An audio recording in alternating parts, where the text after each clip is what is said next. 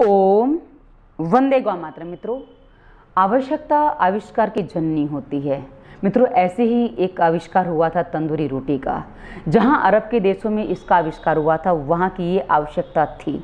लेकिन मित्रों, आज हम अपने देश में देखते हैं, भर सर्दी के मौसम में भी, कोई भी मौसम हो, मैं सर्दी के मौसम की इसलिए बात कर रही हूँ, बरसात के मौसम की इसलिए बात कर रही हूँ क्योंकि उस मौसम में भी लोग तंदूरी रोटी खाते हैं, जहाँ बिल्कुल नहीं खाई जानी चाहिए।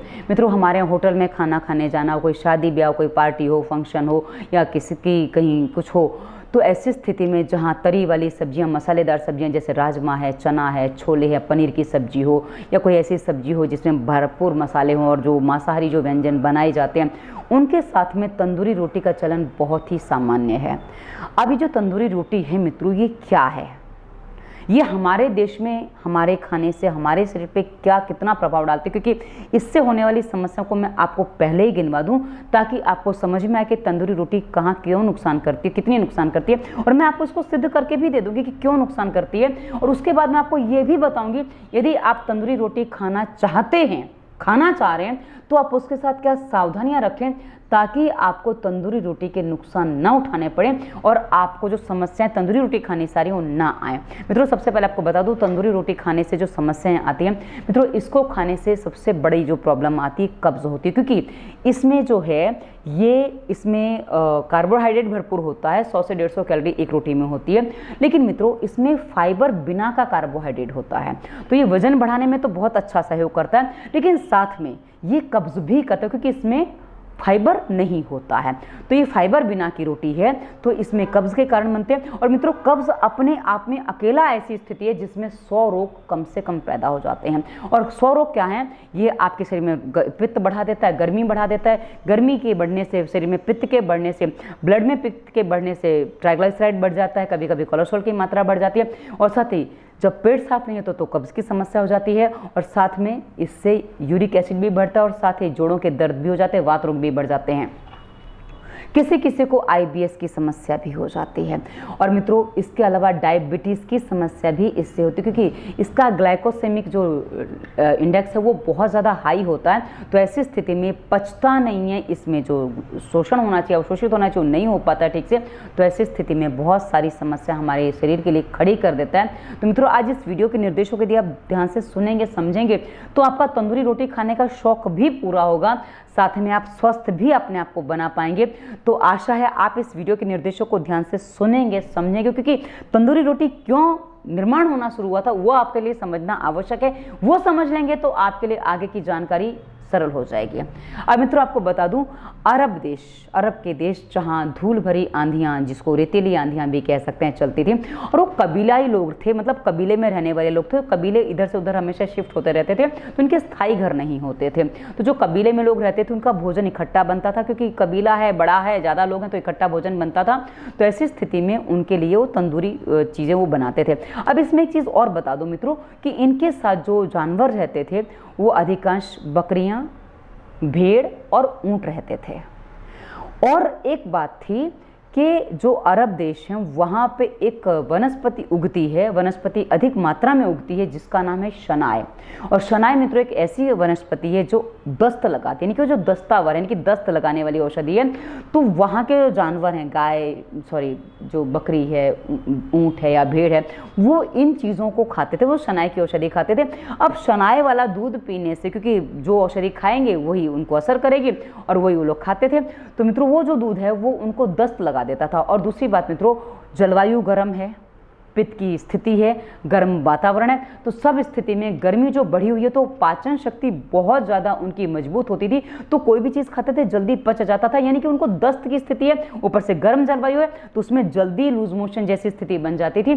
तो मित्रों, उसको टिकाने के लिए, क्योंकि उनको अब ऐसी चीज़ चाहिए जो टिका सके, तो इसलिए उन्होंने तंदूरी रोटी का निर्माण किया। मित्रों, तंदूरी रोटी मैदे से बनती है, और मैदे का खमीरा उठाया जाता है, और खमीरा उठने के बाद कोई भी चीज़ पचने में थोड़ी भारी हो जाती है। और एक बात और बता दूं मित्रों, यदि आप सिंपल आटा पीस के उसके लिए सादा रोटी जो बनाएंगे, सादा रोटी आप बनाते हैं तंदूर में तो नहीं बन पाए, क्योंकि वो नीचे से वो तंदूर का जो दीवार है उसकी गर्मी, ऊपर से वो आंच की गर्मी, उससे कई बार क्या होता है कि वो रोटी कड़क हो जाएगी। वहीं तंदूर में यदि आप जिसमें खमीरा उठा हुआ वो रोटी, और उनके लिए खमीरा उठाना कोई बड़ा विषय नहीं था, क्योंकि आटा गूंद के रख दिया, 4-5 घंटे में थोड़ा खट्टा डाल दिया तो 4-5 घंटे में खमीरा आराम से बहुत उठ जाता था, तो समस्या नहीं आती थी उनके लिए। तो क्या उनके लिए रोटी बनाना सरल हो जाता था। और वो खमीरे वाली जो रोटी है मित्रों, वो फूल जाती थी तो नरम रहती थी और वो खाने में भी फिर सरल होती थी। तो इसलिए उन्होंने तंदूर बनाया कि पचने में भारी है, तो उनको अब दस्त की जो प्रॉब्लम थी उससे उनका समाधान होने लग गया था, तो उनको वो रोटी सही लगी, उन्होंने वो रोटी खाना आरंभ कर दिया। और मित्रों इसी में वो जो पाव रोटी कही जाती है वो भी इसी का एक भाई बहन है, तो वो सारी चीज़ें एक साथ में ही आ जाती हैं। अब मित्रों ये मैदे से बनता है, जैसा कि हमने आपको पहले बता दिया, खमीरा उठा के बनता है वो भी आपको बता दिया। अब मित्रों आपको बता दूं, मैदा और रवा जिसमें फाइबर नहीं होता है, ये क्या बनता है, कैसे बनता है, इसी के लिए इसी वीडियो के डिस्क्रिप्शन में रोगों के कारण प्लेलिस्ट में हमने विस्तार से वीडियो दिया है, आप देख लीजिए। यदि आपको समझ में आ जाए कि रवा मैदा वाकई क्या है, वो हमारे लिए कितना घातक है, आप समझ लेंगे तो आपको आगे से रवा मैदा की चीज़ें खाने की अंदर से इच्छा नहीं होगी। क्योंकि कई बार क्या होता है ना, हमारी इच्छा तब तक होती है जब तक हमें किसी चीज़ के नुकसान नहीं पता है। यदि पता है कि आग से जल जाएंगे तो हम आग को नहीं छुएंगे, पर आग में आकर्षण बहुत है, खींचती है, बच्चे को तो बहुत ज़्यादा आकर्षित करती है, तो बच्चा आग पकड़ने जाता है, पर आप रोकते हो, बच्चा फिर भी जाता है, लेकिन एक बार जल जाएगा तो बच्चा दोबारा नहीं जाता है। तो वैसे यदि आप थोड़ा समझ लेते हैं कि मैदा क्या है, तो आप शायद तंदूरी रोटी से अपने आप को थोड़ा बचा पाएं। अब मित्रों हमारे देश में जो तंदूरी रोटी खाई जाती है वो कैसी स्थिति में खाई जाती है? हमारे यहाँ अक्सर पार्टियां जो होती हैं वो अक्सर रात को होती हैं, होटल में खाना खाने लोग रात को जाते हैं। अब मित्रों वैसे ही सूर्यास्त के बाद अग्नि आपकी बहुत ज़्यादा मंद है, उस मंदाग्नि में आप तंदूरी रोटी खा रहे हैं, ऊपर से आप मसालेदार सब्जियां खा रहे हैं जो भरपूर पित्त से हैं, ठीक है, लेकिन मित्रों आपका जो पाचन तंत्र इस समय गड़बड़ है, क्योंकि आपकी पाचन अग्नि इस समय मंद है, शांत है, क्योंकि सूर्यास्त हो चुका है। और दूसरी बात, हमारे यहाँ अरब जैसी गर्मी नहीं है कि हम तंदूरी रोटी पचा सकें। हाँ, जिनको भस्मक रोग है, यानी कि जो खाते हैं बहुत जल्दी भूख लगाती है, उनके लिए तंदूरी रोटी बहुत अच्छी चीज़ है, वो खाएंगे, उनको अच्छा है, क्योंकि उनको जल्दी पचाना ही नहीं है, तो उनके लिए वैसी स्थिति है। लेकिन जिनका पाचन तंत्र अपने आप में गड़बड़ है, जिनको बहुत सारे रोग हैं, IBS की समस्या, कोलेस्ट्रॉल की समस्या, मोटापे की समस्या, तो ऐसी समस्या वाले लोग जिनके बॉडी में टॉक्सिन्स की भरपूर मात्रा बढ़ी हुई है, जिनको आलस आता है, नींद नहीं आती है, या पेट में हमेशा एसिडिटी बनी रहती है, ऐसी स्थिति में यदि आप तंदूरी रोटी खाते हैं तो ये आपके लिए पचने में और ज़्यादा भारी हो जाती है, तो ये आपके लिए बिल्कुल भी अनुकूल सिद्ध नहीं होती है। इसलिए तंदूरी रोटी हमारे लिए बिल्कुल भी अनुकूल नहीं है। पर मित्रों अब कुछ लोगों को तंदूरी रोटी बहुत अच्छी लगती है, क्योंकि वो कोयले में जो बनती है, कोयले की सुगंध से उसको खाने का मन करता है। तो यदि आपका तंदूरी रोटी खाने का मन करता है तो मित्रों इसकी मात्रा कम कर दीजिए। यानी कि हम होटल में रोज़ खाना खाने नहीं जाते, रोज़ बाहर खाना खाने नहीं जाते, तो आपको क्या करना है, यदि आप खाना ही चाहते हैं तो हफ्ते में नहीं, कम से कम महीने में, कम से कम 10-15 दिन में एक बार तंदूरी रोटी खाने की बात सोचिए। अब इसमें आपको ध्यान क्या रखना है वो भी मैं आपको बता दूं। मित्रों इसी वीडियो के डिस्क्रिप्शन में हमने स्वास्थ्य नियम प्लेलिस्ट दी है। स्वास्थ्य नियम प्लेलिस्ट में हमने बताया कि आपको पानी कैसे पीना, कितना पीना, क्या सावधानियाँ रखनी है। यदि आप पानी सही मात्रा में पीना आरंभ कर देते हैं तो आपका पेट साफ होने की स्थिति अपने आप थोड़ा बनने लग जाएगी, जिससे आपको तंदूरी रोटी पचाने में भी सरलता हो जाएगी, क्योंकि पेट साफ होगा तो आपको ज़्यादा समस्या नहीं है। कि पेट साफ नहीं है तो समस्या आती है। अब आपको क्या करना है, आप तंदूरी रोटी प्रयास ये करिए कि रात को ना खा के दोपहर में खाएं। जी हाँ, छुट्टी वाले दिन होटल में जाना है जाइए, तो छुट्टी वाले दिन दोपहर में जाइए, रात को होटल में खाना खाने मत जाइए। शाम को 4 बजे के आसपास भी जाएंगे, कोई समस्या नहीं है। तो अब हम करते हैं तंदूरी रोटी खाने की तैयारी। मित्रों करीब 40-50 मिनट पहले आप भरपेट पहले पानी पी लीजिए, और यदि आप स्वास्थ्य नियम का पालन करेंगे तो सबसे अच्छा काम हो जाएगा। तो अब आपने जो पानी पी लिया भरपेट, आप बोलेंगे पानी से पेट भर जाएगा तो खाना क्या खाएंगे? खाना आप खा पाएंगे, समस्या नहीं है। अब क्या है, जब आप खाना खाने जा रहे हैं तो उससे पहले आप भोजन से पहले, तंदूरी रोटी खाने से पहले आप सलाद खाइए।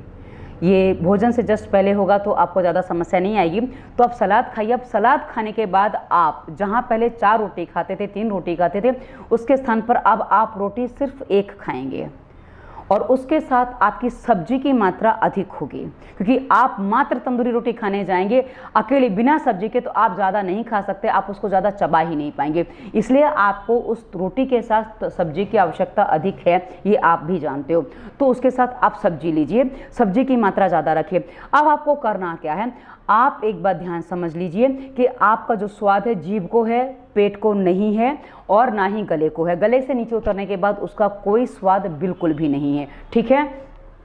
तो जीभ को स्वाद होता है ना, तो जब आप कॉर्न मुंह में रखेंगे इस समय आप मोबाइल वोबाइल सब कुछ छोड़ दीजिए, आप किसी से बात करें वो सब बंद कर दीजिए, क्योंकि अभी आपको अपने भोजन पर ध्यान देना है, क्योंकि आप अपने मेंटली सेटिस्फेक्शन के लिए भोजन कर रहे हैं। तो जो भोजन आप कर रहे हैं उसको पहले कॉर्न मुंह में रखा और जहां आपने मुंह में उस कॉर्न को रखा उसको आराम से उसको एकदम आराम से चबाइए। मित्रों, जहां पहले आप एक कॉर्न को कहा ना 1 मिनट में चबाते थे, अब एक कॉर्न को आप आराम से 2 से 3-4 मिनट में चबाइए। कहा ना जितनी देर में पहले आप 4 या 3 रोटी खाते थे उतनी देर में आपको 1 रोटी खानी है। उससे पहले आपने अपना पेट भर लिया, सब्जी ज़्यादा मात्रा में लेनी है, तो सब्जी से भी आपका पेट भरेगा और रोटी से भी आपका पेट भरेगा, पर रोटी कम खाने से ही आपका पेट भर जाएगा। उससे पहले आपने सलाद खा लिया है। अब आपको क्या करना, क्योंकि ज़्यादा रोटी खाएंगे तो ये आपके लिए हानिकारक है और फटाफट खाएंगे वो हानिकारक है। तो अब आप इस रोटी का एक एक टुकड़ा, एक एक जो उसका रेशा है ना, उसको बहुत आराम से मुंह में रख के चबाइए। और आप देखेंगे यदि आपने पहले 40-50 मिनट पहले पानी भरपेट पिया था तो अब आप नोटिस करिए कि अब आपका जो लार है बहुत अच्छे से फटाफट बन रही है और आपको चबाने में कोई समस्या नहीं आ रही। कई बार लोग क्या करते हैं कि रोटी चबती नहीं है, क्योंकि मैदा होता है, चबती नहीं, तो उसको पानी के सारे उतारते हैं। तो ये आपके कब्ज को, आपके ढेर सारे रोगों को आगे बढ़ाता है।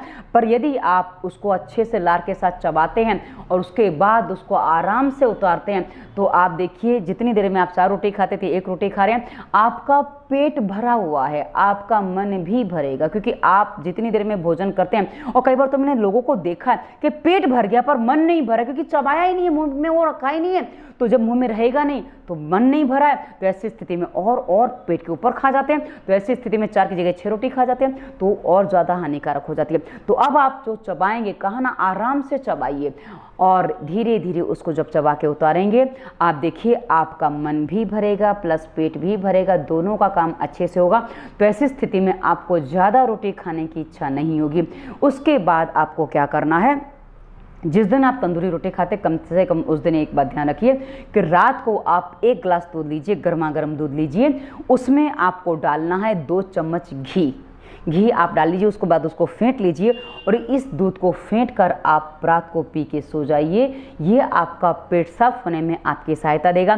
प्लस मैंने पहले ही आपको बता दिया था कि आपको स्वास्थ्य नियम का पालन करना होगा यदि आप कब्ज से छुटकारा चाहते हैं। यदि आपको ये कोई भी प्रॉब्लम है जो हमने आपको बताई है तो इसी वीडियो के डिस्क्रिप्शन में आपको कोलेस्ट्रॉल के लिए और ये IBS के लिए, कब्ज के लिए, डायबिटीज़ के लिए, थायराइड, ब्लड प्रेशर सभी रोगों के लिए इसी वीडियो के डिस्क्रिप्शन में दवा मुक्ति प्लेलिस्ट में आपको विस्तार से वीडियो मिलेंगे। देखिए, निर्देशों को ध्यान से सुनिए, पालन करिए ताकि आपके रोग का बिना दवा के जड़ से समाधान हो, क्योंकि हमारा उद्देश्य ही दवा मुक्त भारत, और ये तभी पूरा होगा जब हम अपनी रहन सहन खान पान की गलतियों को समझेंगे कि ये भी एक ऐसी ही गलती है रहन सहन खान पान की हमारे, जो हमारे रोगों का घर बना देती है।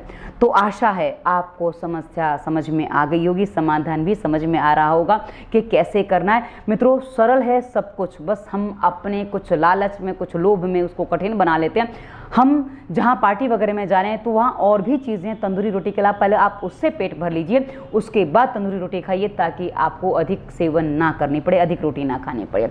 आशा है आपको स्पष्ट हो गया होगा। और मित्रों, इसी वीडियो के डिस्क्रिप्शन में आगे आपको इंस्टाग्राम, फेसबुक का लिंक मिलेगा, वहाँ आप हमें फॉलो कर सकते हैं। हम बहुत सारे मोटिवेशन थॉट्स वगैरह देते हैं जो जीवन जीने में आपकी सहायता करते हैं। और अंत में हम अपना नंबर देते हैं। नंबर अंत में इसलिए देते हैं, आप पहले ऊपर के वीडियो देख लीजिए।